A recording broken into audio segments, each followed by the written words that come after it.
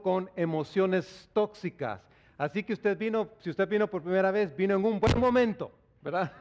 Buen momento. Estamos en una semana más, estaremos finalizando, pero vamos a hablar esta mañana de una emoción más a la lista que tenemos. Hemos hablado de varias emociones que Dios nos ha permitido tener, algunas de ellas con doble cara, ¿verdad? Una cara que nos puede llevar a la parte negativa, tóxica, pero también algunas de estas que tenemos que Dios nos las ha dejado para que nosotros podamos disfrutar lo que tenemos alrededor aquí en la tierra. Obviamente tenemos que tener mucho cuidado con el asunto de las emociones, porque las emociones nunca deben guiar nuestra vida. Lo que va a guiar nuestra vida es el hecho valioso de quién dice Dios que soy yo, quién dice Dios que es usted. Y si ponemos ese hecho valioso de quién es Dios y quién dice que soy yo ahora a través de su Hijo Jesús, eso va a cambiar mi perspectiva respecto a la vida. Las emociones van a seguir ese hecho. Las emociones me van a guiar y Dios ha puesto para nosotros la palabra como una lámpara para que a nosotros nos alumbre nuestro camino y no nos dejemos guiar por las emociones. Porque algunos de ustedes que están aquí esta mañana son muy emotivos, otros no son muy emotivos. Y el que no tiene mucha o no expresa muchas emociones, no por eso está mal. El que expresa demasiadas emociones tampoco está mal. Es realmente aquí donde Dios, lo que Él dice, quiénes somos nosotros, por lo que Él ha hecho, la obra que Él ha hecho en la cruz del Calvario, al redimirnos, al perdonarnos, y en nosotros al recibir ese perdón, podemos nosotros recibir eso como nuestra dirección. Ahora Él nos ha dado una nueva vida y quiere que experimentemos esa vida nueva, abundante, que puede cambiar, que puede mejorarse, que podemos nosotros a través de la palabra como lámpara, nosotros alumbrar nuestro camino y guiarnos a través de ella. Así que esta mañana vamos a hablar de una que no es muy agradable, la amargura. Por ahí me preguntaron, ¿de qué va a hablar ahora? La amargura. Porque la amargura es una de esas emociones terribles. Déjeme decirle, es terrible. Yo diría que Satanás usa mucho esta emoción en la vida de las personas para llevarnos a la división, para separarnos, para distorsionar la paz que nosotros podemos en algún momento quizás experimentar, para torcer relaciones o el entendimiento de lo que tenemos, de la forma en que nos comunicamos. Satanás usa mucho esta emoción. Y yo diría que es una de las estrategias más populares que él tiene. De hecho, uno de los casos que vamos a ver en la Escritura esta mañana tiene que ver en cómo Satanás manipula esta emoción de la amargura y la puede llevar incluso hasta algo idolátrico realmente. Terrible, terrible. Así que, ojo, mucho cuidado. Esta es una emoción no muy buena, no muy buena. Nos puede hacer mucho daño. ¿Qué es realmente la amargura? Es un sentimiento duradero de frustración. A veces puede causar una amargura algo que nos frustra. Resentimiento o tristeza, especialmente por haber sufrido una desilusión o una injusticia. Eso nos puede causar amargura. Eso puede hacer que surja desde más adentro de nosotros ese asunto, esa tristeza, esa frustración, y que se vuelva inmediatamente en resentimiento. Ahora déjeme decirle una cosa, usted no puede controlarlo en ese momento. Dice, ¿qué pasa? ¿Qué pasa en mí? Algo está pasando dentro de mí. Y usted está experimentando eso, y necesitamos la dirección del Espíritu Santo. Realmente necesitamos el poder del Espíritu Santo en nosotros. Y aquí donde Jesús hace la diferencia, para poder controlar esa emoción y que ese resentimiento no se vuelva complicado, que no eche raíces en lo más profundo de nuestro corazón, y literalmente así nos amarga la vida. Cuando echa raíces, nos amarga la vida. La Biblia habla de raíz de amargura. Habla de esas raíces que se profundizan. Hay gente que vive en amargura por años, literalmente, muchos años. Han estado con amargura, amargados por cosas que pasaron, incluso amargados por personas que ya ni siquiera están vivas. Y todavía siguen amargados con eso. Siguen amargados con ese incidente. Ahora, en el Nuevo Testamento es la segunda parte de la Biblia.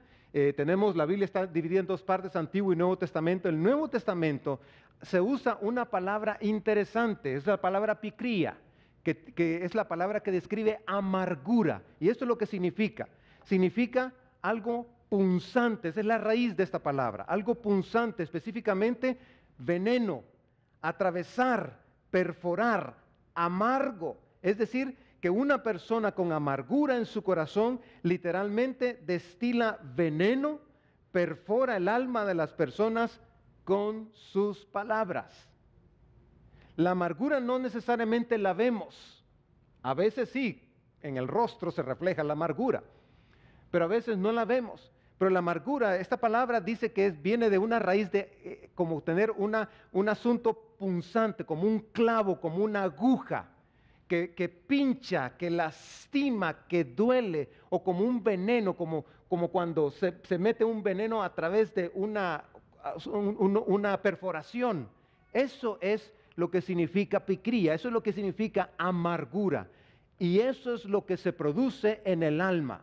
Cuando una persona está amargada, está perforada por dentro, está llena de veneno y solo necesita una ocasión, una situación, un incidente para explotar. Y por eso no es en vano que la Biblia usa la amargura, pone en la lista la amargura entre la ira, el enojo, la maledicencia, las malas palabras.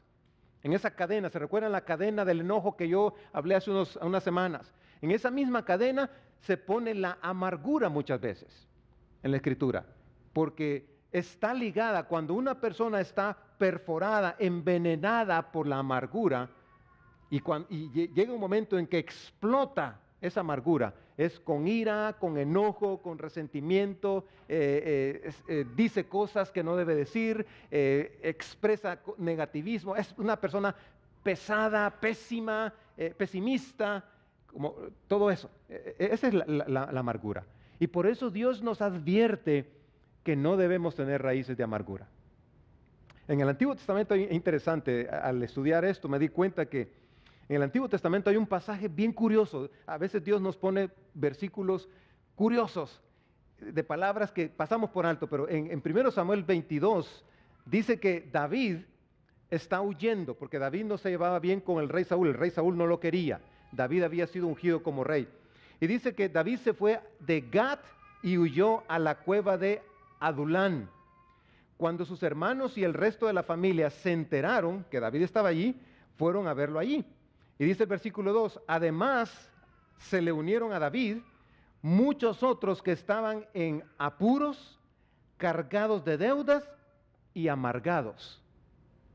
400 hombres se le unen a David para ser parte de su ejército o de su pequeño grupo de ejército, ¿verdad? Y dice que estaban en apuros, muy quebrados económicamente y amargados. Yo dije, wow, 400 hombres. Obviamente con el liderazgo de David, logró que estos hombres llegaran a ser valientes, guerreros que no se rendían fácilmente.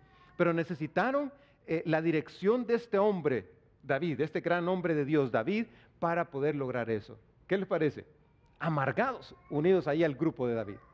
Así que la amargura es un desafío. La amargura puede llegar a convertir a una persona que antes era muy dulce y amable en una persona muy desagradable.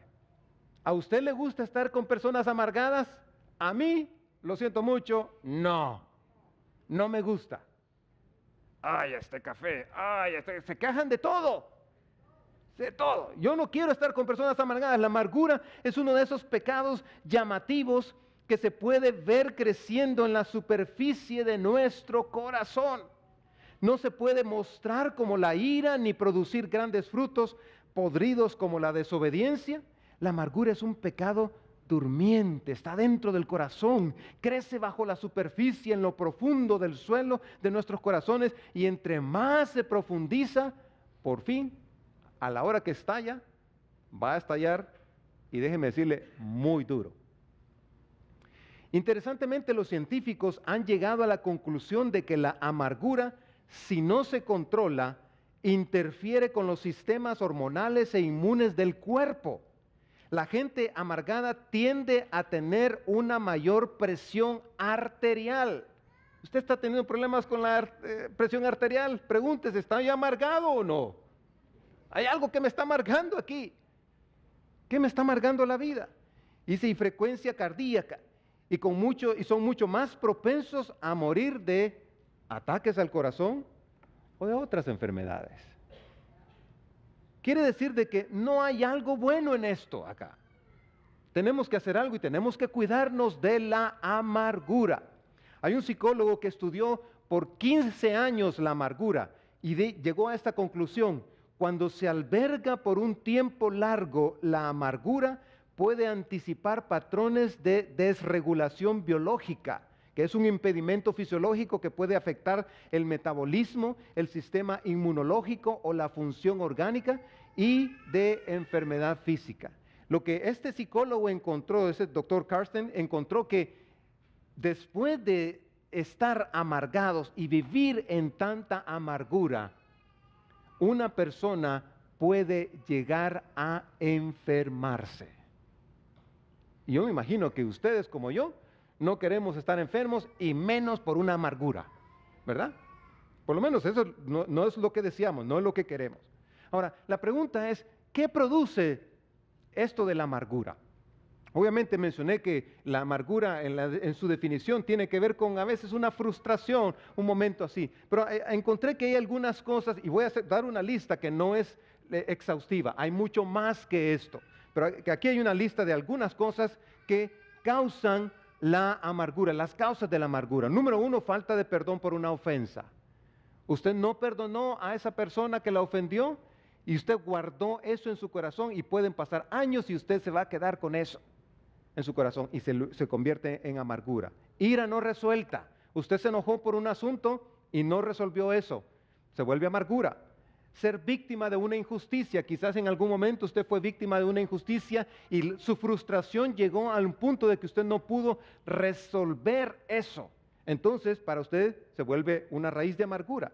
Puede ser que usted haya sido víctima de un abuso emocional, un abuso verbal, un abuso sexual o cualquier otro tipo de abuso. Y personas que han sido abusadas normalmente guardan en su corazón amargura por ese pasado.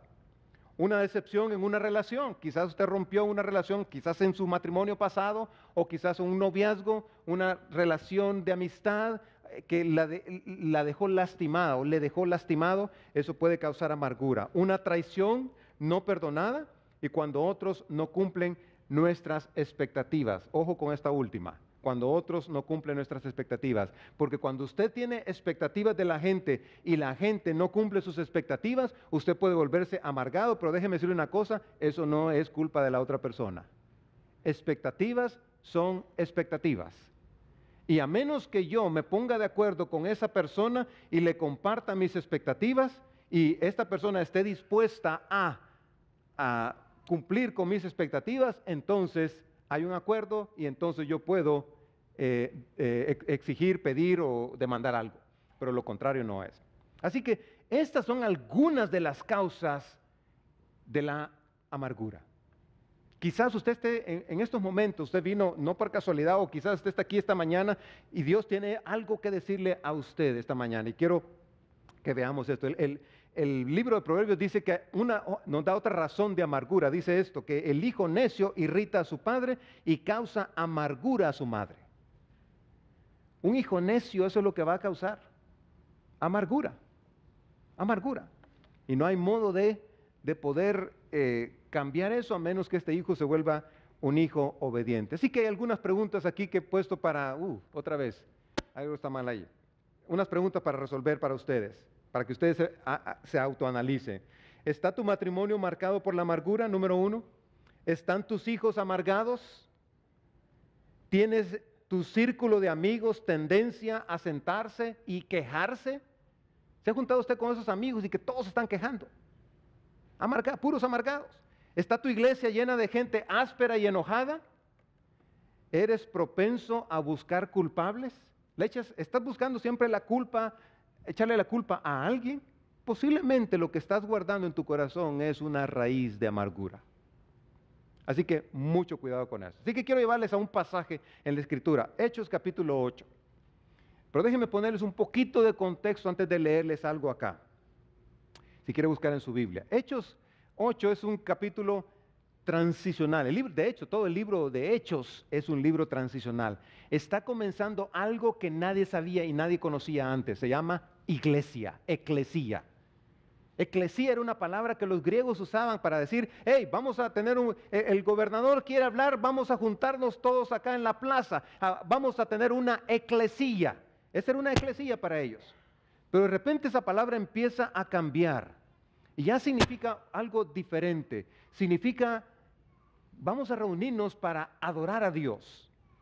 Y el grupo que está empezando a hacer esto está reuniéndose en casas, en hogares. Casas no muy grandes, casas pequeñas, donde tal vez cabían 20, 30 personas bien apretadas, pero más de 20 creo que era casi imposible. Y están reuniéndose estas personas y Jerusalén ha explotado en crecimiento de tantas casas, tantas pequeñas células en los hogares que están estudiando la palabra, están partiendo el pan, están en comunión y la gente está los unos con los otros, están creciendo. Entonces, así que entre los judíos está pasando algo emocionante, algo que ni ellos mismos entienden o terminan de entender, pero es algo emocionante. Dios se está manifestando. Entonces hay problemas, hay algunas viudas griegas que están por ahí involucradas con los judíos porque la ciudad era muy cosmopolita. Entonces estas viudas no están siendo bien atendidas por los judíos. Así que los apóstoles dicen, ¿sabe qué? Vamos a pedir que unos voluntarios vengan y nos ayuden a atender a estas viudas de los griegos. Así que eligieron a 6 personas. 6 varones llenos del Espíritu Santo para que atendieran a estas viudas. Parecía como que el grupo de viudas era bastante grande. Y obviamente tenían que tener algo en común. Lenguaje, ¿verdad? Posiblemente se comunicaban mejor en griego y eran ellos griegos y eligen a 6 personas griegas. Entre ellos escogen a un hombre que se llama Felipe. Felipe entonces es un hombre de origen griego, un buen creyente lleno del Espíritu Santo. Y en el capítulo 8 que vamos a ver esta mañana, Felipe va a predicar el Evangelio y se sale del grupo de donde están los judíos y se va a un lugar que se llama Samaria.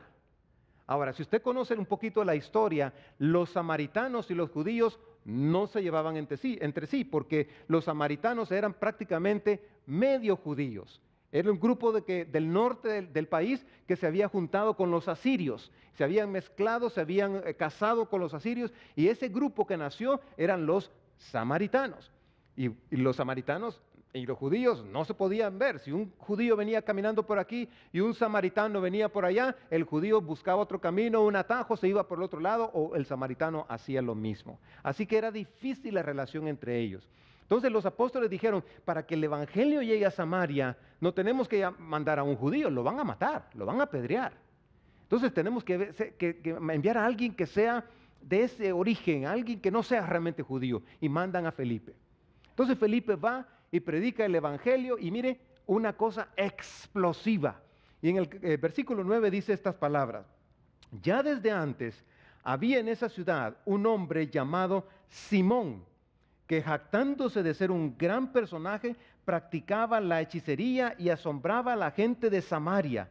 Todos, desde el más pequeño hasta el más grande, le prestaban atención y exclamaban, este hombre es al que llaman el gran poder de Dios.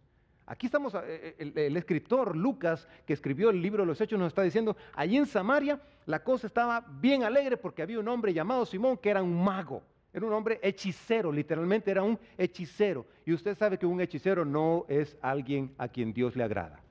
Un hechicero usa el poder demoníaco, el poder diabólico, el poder de Satanás.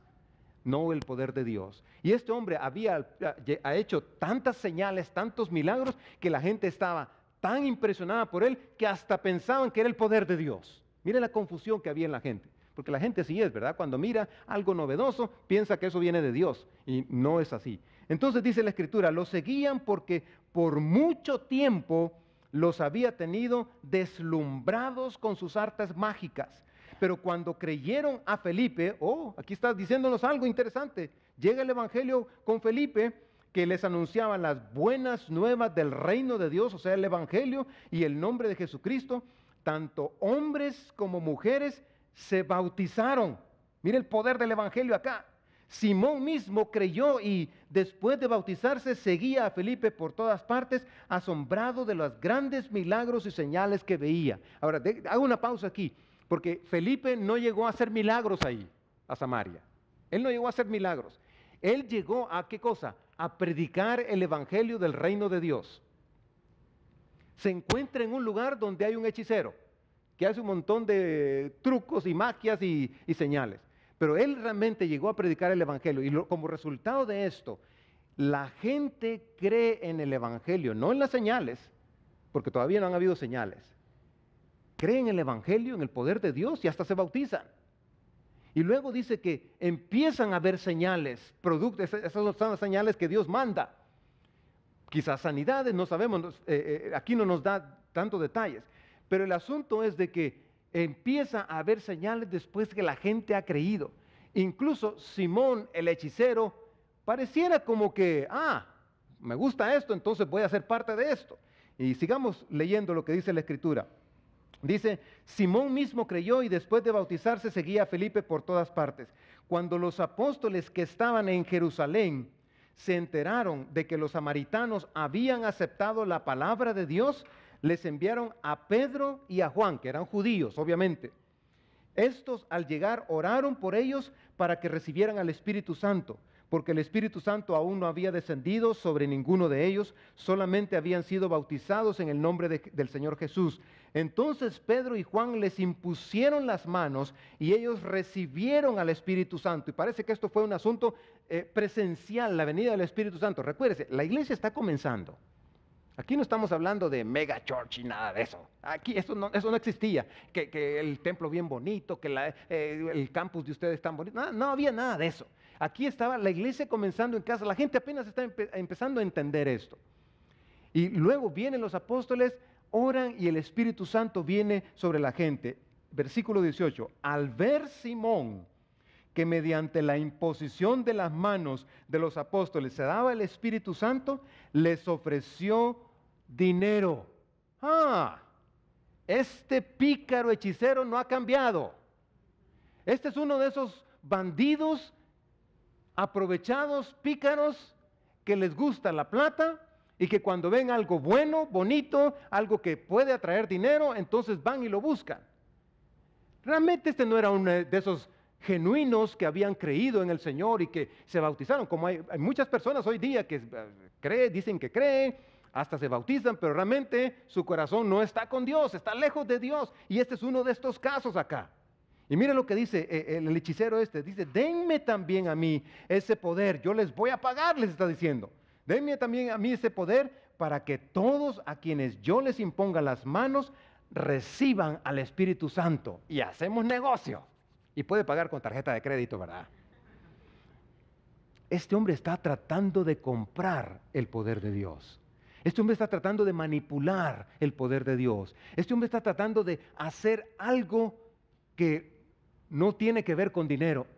Entonces veamos la respuesta del apóstol Pedro y Juan. Le dice, que tu dinero perezca contigo, le contestó Pedro, porque intentaste comprar el don de Dios con dinero.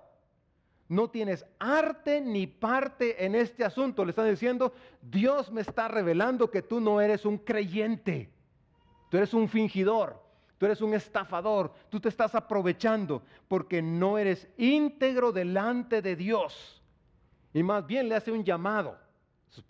Recuerden, supuestamente este hombre había creído.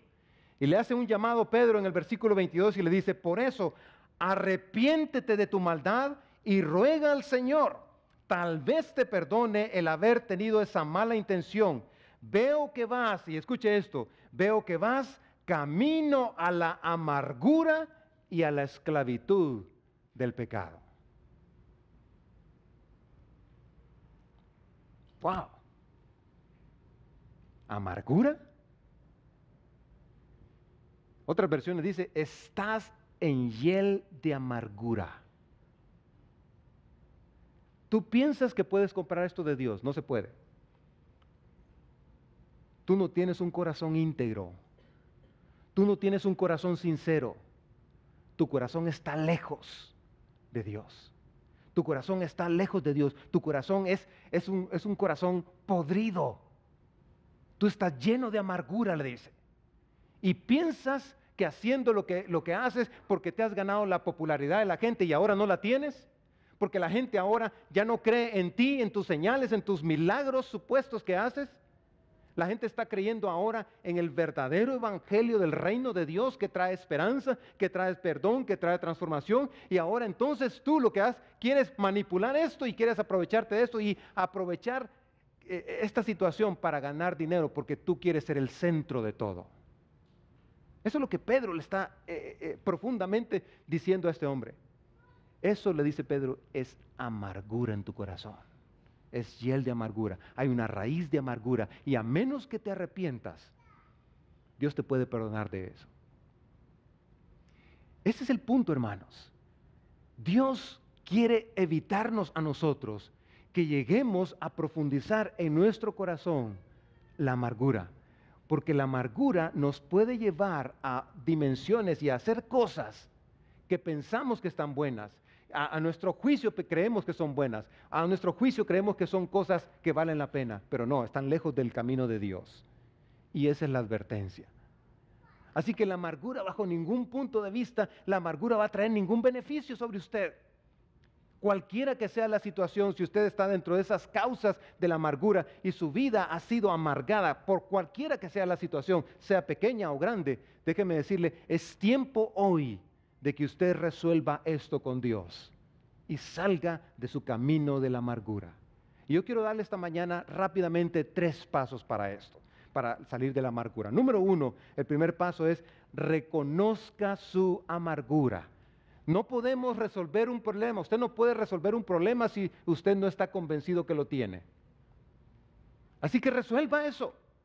Si tiene un problema de amargura, resuélvalo. Mire lo que dice la Escritura. Dice, el corazón conoce sus propias amarguras y no comparte sus alegrías con ningún extraño. Lo que Salomón nos está diciendo es, en lo más profundo de tu corazón, tú sabes que tienes amargura. No trates de fingir, no trates de aparentar otra cosa. Si hay amargura en tu corazón, no la ocultes, reconócela, reconoce que tienes ese problema. Reconoce que estás en una situación de peligro y que Dios te está revelando que hay amargura en tu corazón, cualquiera que sea la situación o la razón por la que tú hayas puesto en esto. Así que el primer paso es reconocer que tenemos amargura. El segundo paso es remover esa amargura. Remover esa amargura. Esta es la exhortación de Pablo a los Efesios. Dice, quítense de ustedes toda amargura, ira, enojo, gritos, calumnias y malicia. Quítense. Está diciendo, sáquenla, como cuando usted va y corta esas hierbas, malas hierbas. En mi casa tenemos un patio donde tenemos zacate, San Agustín, que es muy bonito, por cierto. Pero cuando llegan esas lechugas, que son la mala hierba, y si solo yo las corto por encima, esa raíz queda sepultada ahí. Y sabe una cosa, en unos días medio se pone húmedo o caen unas pringas de agua, esa mala hierba, esa raíz vuelve a brotar y sale otra vez la hierba mala. Así es la amargura. Tengo que sacarla de raíz, tengo que removerla. Por eso dice Pablo, quítense de ustedes toda amargura. Quítense de ustedes, saquen de ustedes esas raíces de amargura. Saque esas raíces porque no puede usted vivir con esas raíces. Y el tercer paso es revise su corazón periódicamente. Porque con esto de la amargura a veces habrá una persona que le va a provocar a usted y de repente usted empieza a sentir algo. Es que lo que me dijo me dolió. Es que lo que me dijo nadie me lo había dicho.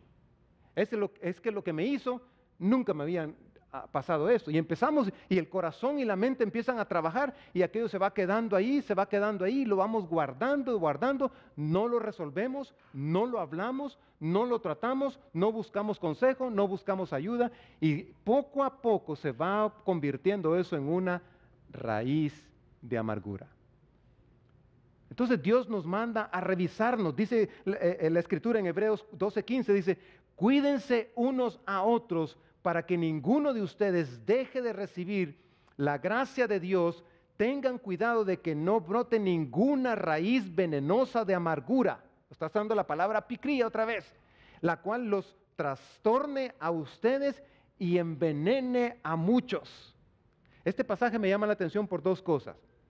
Una es porque dice que es responsabilidad no solo mía, sino de nosotros como cuerpo de Cristo, cuidarnos unos a otros.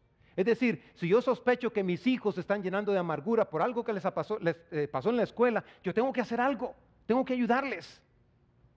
Porque en la escuela siempre hay una niña mala, siempre hay una niña pícara, siempre hay un niño que está haciendo maldad a nuestros hijos, y nosotros supuestamente los hemos creado tan santos y buenos, los llevamos a la iglesia, los cuidamos, les leemos la Biblia, oramos por ellos, para que allá en la escuela un niño les pegue en la cabeza. Y se llena de amargura a nuestro niño y nosotros también, ¿verdad? Entonces, tenemos que aprender a resolver este asunto. Y tenemos que hablarlo, tenemos que dialogarlo. Es decir, nos toca ayudarnos también. Pero la segunda cosa que me llama la atención es que dice al final que pueda envenenar a muchos. Qué bueno sería si la amargura fuera un problema que yo lo tengo y me quedo con él. Pero el problema es que enveneno y contamino a otros. Ese es el gran problema de la amargura. Dice la Escritura ahí, continúa diciendo, asegúrense de que ningún hombre, ni mujer, ni clan, ni tribu entre ustedes aparte hoy su corazón del Señor nuestro Dios para ir a adorar los dioses de esas naciones. Esto lo está diciendo Dios al pueblo de Israel. Dice, tengan cuidado de que ninguno de ustedes sea como una raíz venenosa y amarga. Dios sabe que la amargura es un problema del ser humano y nos advierte a cuidarnos en donde andemos. Aquí le está diciendo Dios al pueblo de Israel antes de entrar a la tierra, cuando entren a esa tierra, cuídense de no ser como esas personas, envenenarse con raíces de amargura. Así que yo creo que esos son 3 pasos importantes y claves para usted hoy.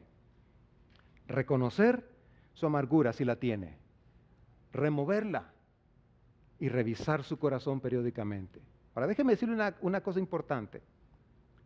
El pasado muchas veces Satanás lo usa para amargar nuestro corazón. Por eso una de las causas de la amargura es el abuso. Ya ves, no vales nada. Ya ves, ¿para qué? ¿De qué servís tú? Mira, todos te tratan como trapo. Mira, todos te tratan así. Y Satanás empieza a trabajar eso en la mente, ¿verdad? Y creemos esa mentira. Y vamos creciendo y decimos, yo no sirvo para nada, yo no sirvo para nada. Y entonces muchos son atrapados en abuso sexual y continúan. Mujeres se vuelven prostitutas por eso. Hombres se vuelven depravados por eso. Porque creyeron esa mentira. Vivieron su vida creyendo eso. ¿Y sabe qué? El corazón de estas personas está lleno de amargura. Quizás usted esta mañana tiene un problema no resuelto con alguien y usted la ha estado pensando, usted sabe que le quita eso el sueño en las noches, lo piensa, no lo habla, lo sigue guardando, no se lo dice a su esposo o a su esposa, no lo cuenta con nadie, no busca ayuda, usted está guardando eso y sigue y sigue y sigue. Quizás usted esté resentido con su papá que nunca estuvo en su vida. Quizás usted esté resentido ahorita con su papá que nunca hizo nada por usted porque solo pasaba trabajando. Usted puede llenarse de amargura por eso. Quizás usted está resentido porque sus padres lo abandonaron y tuvo que criarse con una abuela. Eso llena de amargura el corazón. Es necesario resolver eso. Es necesario reconocer, sí, yo vivo con esta amargura. yo vivo resentido, yo vivo con esta raíz en mi corazón y necesito resolverla. Eso es lo que Dios quiere para usted. Quizás alguien le ha ofendido, puede ser que esté aquí, puede ser que no esté aquí. Y usted sigue guardando eso en su corazón, no perdona a esa persona, se va, deja pasar el tiempo, porque dice, si cuando pase el tiempo, con el tiempo se me va a quitar, y resulta que no se le quita. Las raíces de amargura, entre más tiempo las dejamos, más van creciendo. Son como esa hierba mala que como cae de mal. Así que es molesto. Necesitas resolver eso. Necesitas resolver este asunto de tu pasado, si es algo del pasado que te está molestando y que está empezando a ser como una pequeña raicita y que va a ir creciendo y creciendo si no resuelves. Así que yo quiero animarte esta mañana a dar estos 3 pasos y decirle al Señor, Señor, revélame hoy si vivo en amargura. No quiero vivir eso. ¿Sabes que la amargura no te hace bien a ti? No te hace bien a tu cónyuge, no le hace bien a tus hijos, no le hace bien a nadie que está alrededor tuyo. Nadie va a estar bien contigo si tú vives en esa raíz de amargura. Si tú estás esperando que el siguiente incidente suceda para saltar y salir, y lo que va a pasar es que, como dijo Jesús, ¿verdad? De la abundancia del corazón habla la boca. Y Jesús dijo que cuando tenemos en el corazón amargura, va a saltar con malas palabras, con enojo, con ira, con maldiciones y con todo ese tipo de cosas. Tarde o temprano, aunque seamos tímidos, calladitos y todo, pero si estamos en amargura, no vamos a ser felices y disfrutar la vida que Dios desea para nosotros. Así que quiero animarte a resolver este problema hoy. Así que voy a hacer esta mañana algo, voy a dejarte allí en tu corazón. Te quiero invitar a que cierres tus ojos y vamos a tener un minuto de silencio. Y tú le preguntes a Dios ahí en la soledad de tu mente y de tu corazón. Y quiero que le preguntes a Dios, Dios, ¿hay algo que tengo que resolver en mi corazón? ¿Hay alguna raíz de amargura que yo tengo? Necesito que reveles, que me muestres esa raíz. Y Dios va a traer a tu memoria algo si lo tienes.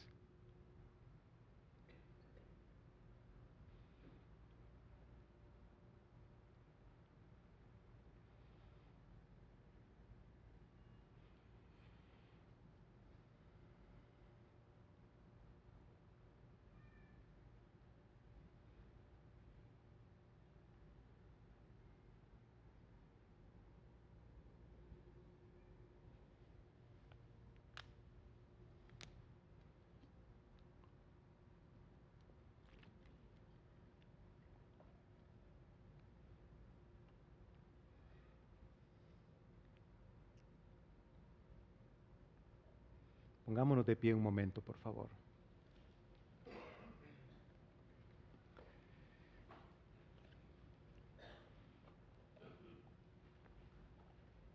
Si Dios te mostró algo, hay que resolverlo. Y pídele al Señor su ayuda. Si tienes que resolver esto con alguien más, háblalo. Y vas a sentir la liberación que vas a tener, la libertad que vas a experimentar de no llevar más esa carga en tu corazón y en tu mente. Oremos. Señor, gracias. Porque nos has llamado a libertad, a paz, a vivir una vida abundante. No permitas, Señor, que una raíz de amargura esté en nuestro corazón y se anide y crezca y nos haga daño, Señor. Padre, esta mañana en el nombre de Jesús queremos resolver cualquier situación que tengamos, que tú hayas revelado a alguien esta mañana. Señor, sea lo que sea que tú hayas revelado, que haya perdón, que haya liberación, que podamos experimentar la libertad en Cristo, que podamos experimentar la paz, que esa raíz ya no nos moleste, que esa raíz ya no nos estorbe. Aleja pensamientos negativos, pesimistas, de crítica, de juzgar a otros, de queja, Señor, aléjalos de nosotros. Y danos, Señor, un espíritu humilde, un espíritu dócil, una mente renovada. Señor, queremos llevar cautivo todo pensamiento a la cruz de Cristo en esta mañana. Así que declaramos, Señor, esta mañana, libertad y victoria sobre la amargura, Señor.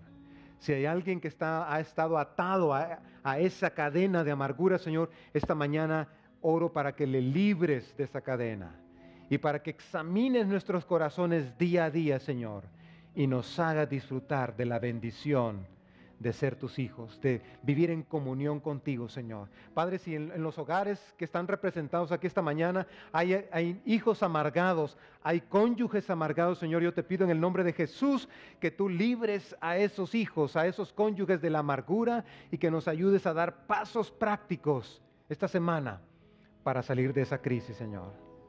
Te lo pedimos porque solo en ti hay esperanza, porque solo tú tienes respuestas. En el nombre de Jesús, amén. Amén.